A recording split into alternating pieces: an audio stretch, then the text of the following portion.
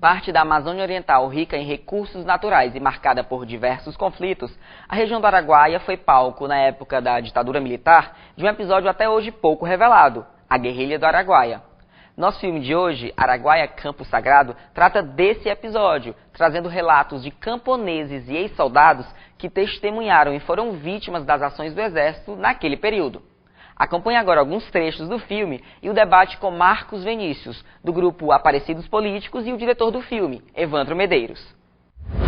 Olá, estamos iniciando mais uma vez o programa Cineclube Unifor, nosso espaço para conversar sobre cinema. O filme de hoje, Araguaia Campo Sagrado.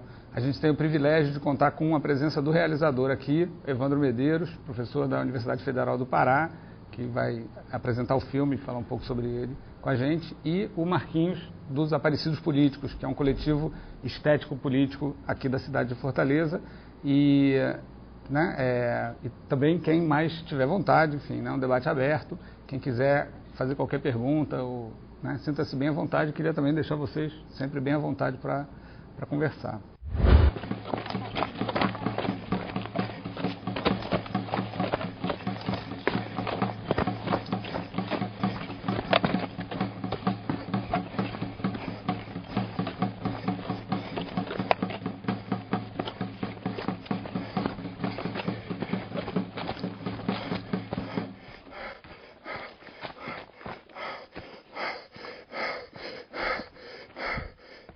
Foi uma guerra suja, uma guerra massacrada, mas em todo canto do corpo eu peguei choque. Passei 45 dias preso, 30 dias eu era almoço e a janta, e o quebra-jejum era peia. Só que a gente comia, dava de comer, mas quem podia comer numa infelicidade dessa? Fui torturado, fui massacrado, fui judiado, eu não dormi nem um pingo. Orando a Deus a noite todinha, a lua bonita, aí eu orei a Deus, fiz um voto com o Divino Espírito Santo, para não deixar fazer uma coisa daquela comigo. A ideia de fazer um documentário, surgiu em 2009, quando a caravana da Anistia 2009 passou por lá. 2009, 2010 ali. E a gente presenciou o depoimento dos camponeses que eram sobreviventes das torturas, que eram familiares de sobreviventes ou de gente que morreu e desapareceu. E aí veio a ideia de fazer um documentário que contasse a Guerrilha do Araguaia, aquele episódio, a partir do relato, da narrativa de pessoas simples, Então, de dar uma oportunidade para que essas pessoas pudessem contar a sua história, a sua versão da história. Que é algo que como eu dizia antes, é obscuro, Por um lado, é uma história que pouco a sociedade brasileira tem conhecimento, mas que é presente na vida da sociedade brasileira porque aquilo que nós somos hoje como país foi constituído a partir desse período da ditadura militar.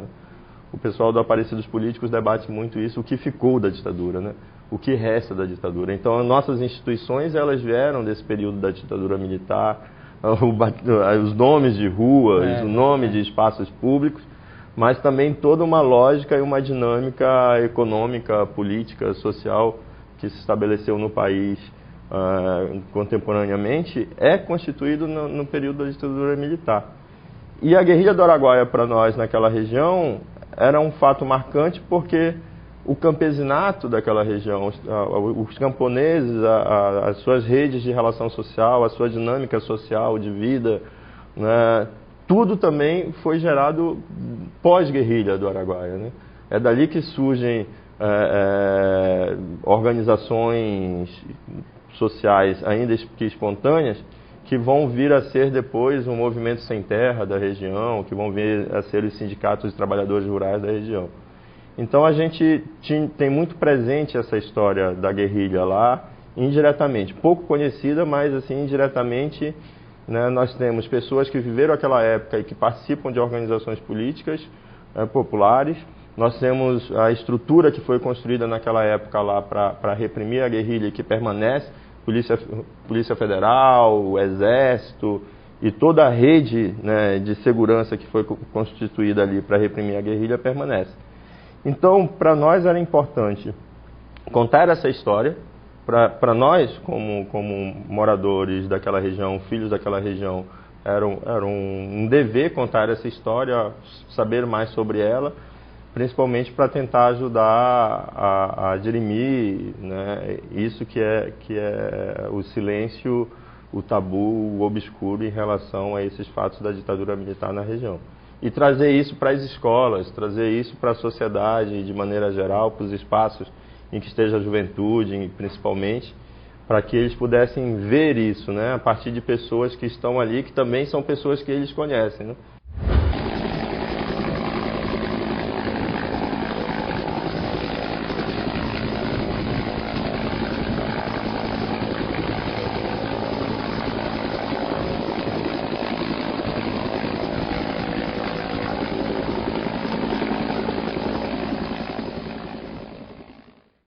Chegou aqui na Serra das Andorinhas, subiu aqui e ficou dando carro de pau aqui, né, rodeando aqui comigo. E eu sentado numa cadeira desse jeito assim,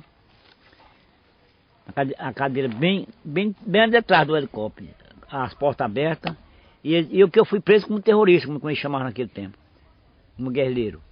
Aí eles, aqui em cima dessa serra, eles faziam o carro de pau assim, rodeando assim, para ver se eu entontava.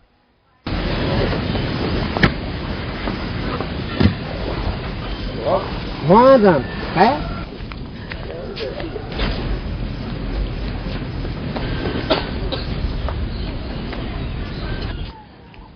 Eu viajava no Rio, tinha um barco e viajava sempre, para cima e para baixo. Inclusive o Oswaldo andou muito, mas eu, daqui para Imperatriz, Marabá, ele andava sempre comigo. Sabia que era o Oswaldo, mas não sabia o que ele era, não. Ele era não, né? Era distinto com a gente, tudo.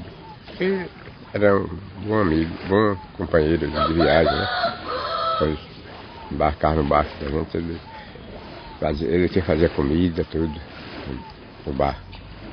Ele vinha aqui, demorava pouco e ia pra mata, né? Ficava mais lá pra mata.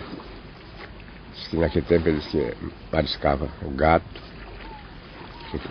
pele de gato deu dinheiro, eles mariscavam pra lá. Eles encostavam na minha casa, eu dava comida para eles. Eu ajudei eles várias vezes. Dei roupa para eles, dei botina, dei rede, fardo de sal. Mas era escondido, né? Do exército, que se o exército soubesse.